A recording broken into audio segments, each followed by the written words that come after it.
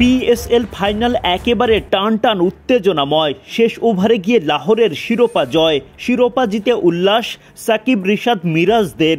এদিন রিশাদ সাকিবদের লাহোরের দিকে একবার জয়ের পাল্লা ভারী, হয়তো আরেকবার কোয়েটা গ্ল্যাডিয়েটর্সের দিকে ম্যাচ চলে যায়। মাঠে তখন অন্যরকম আবহ। মারকুটে ব্যাটিংয়ে ম্যাচ জমিয়ে তোলেন কুশল পেরেরা। শেষ 3 ওভারে 47 রান প্রয়োজন থেকে শেষ ওভারে মাত্র 13 রান তোলার সমীকরণ। শেষ পর্যন্ত পেরেরা আর সিকান্দার রাজার দাপুটে ফিনিশিংয়ে শিরোপা লাহোর কালান্দার্সের ঘরে। রবিবার পিএসএল এর মেগা ফাইনালে মাঠে নামে সাকিব মিরাজ রিশাদদের লাহোর কালান্দার্স। মিরাজ আগের মতোই থাকেন বেঞ্চে। ফাইনালের একাদশ থেকে জায়গা হারান সাকিব। ব্যাট হাতে ব্যর্থতার মাসুল দিতে হয় তাকে। তবে দলকে ফাইনালে তোলার অন্যতম নায়ক রিশাদ হোসেন ঠিকই টিকে যান একাদশে। টস হেরে কোয়েটা গ্ল্যাডিয়েটর্সের বিপক্ষে আগে বোলিংয়ে নামেন রিশাদরা।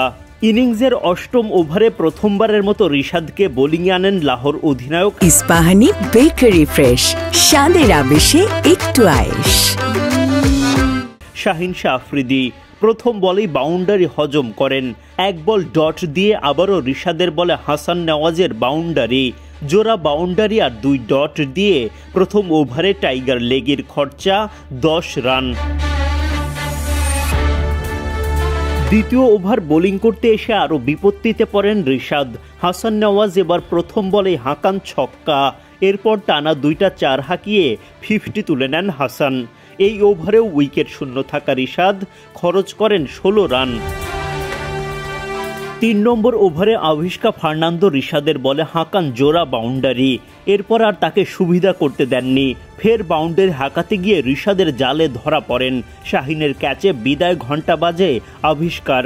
বাউন্ডারি হজমের অস্বস্তি কাটিয়ে উইকেট শিকার রিশাদের।